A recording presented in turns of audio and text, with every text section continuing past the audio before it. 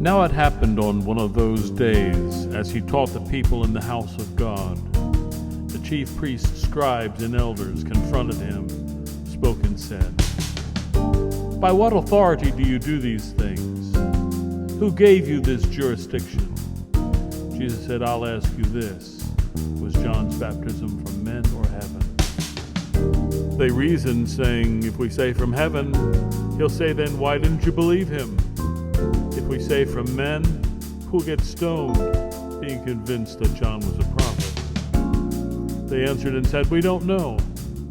Jesus said, "I won't answer your question, by what authority I do these things."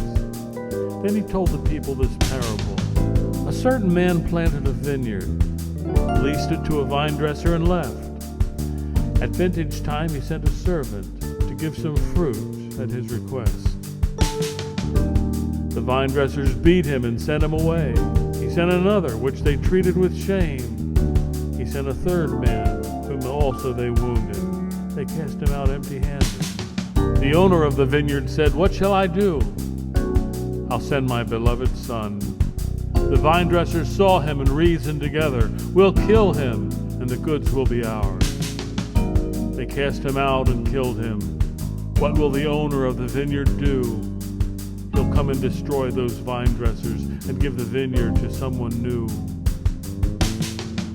He looked at them and said, "What is written? The rejected stone becomes the chief cornerstone. Whoever falls on that stone will be broken. On whomever it falls, it will grind him to powder."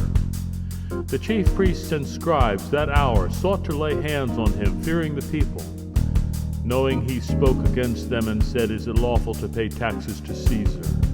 They watched him, pretending to be righteous, to seize on his words to deliver him, saying, "Teacher, we know you teach rightly, with fairness.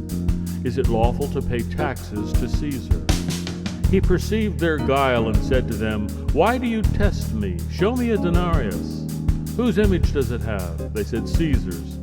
"Give him what's his, and to God what is God's." They couldn't catch him in his words in the presence of all the people. They marveled at him and kept silent, wondering of the resurrection. Some Sadducees deny the resurrection, coming to him and ask him, saying, "Moses wrote, if a man's brother should die, his brother should take her and raise offspring." There were 7 brothers. The first took a wife and died without bearing children. The second took her as well as the rest, dying childless, as did the woman. In the resurrection, whose wife will she be? For all 7 brothers had her as wife. The resurrected neither marry nor are given in marriage, for they are equal to angels with eternal life. In the burning bush passage, Moses showed when he called the Lord the God of Abraham, the God of Isaac, the God of Jacob. God is the God of the living. Some of the scribes said, "You've spoken well," and they didn't question him anymore.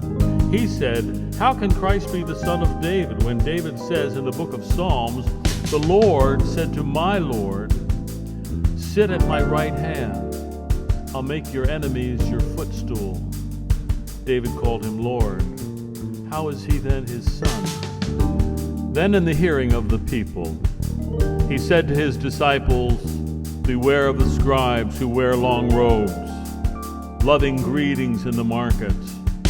They love the best seats in the synagogue and the best seat at all the feasts, who devour widows' houses with long prayers. They'll receive the greater grief.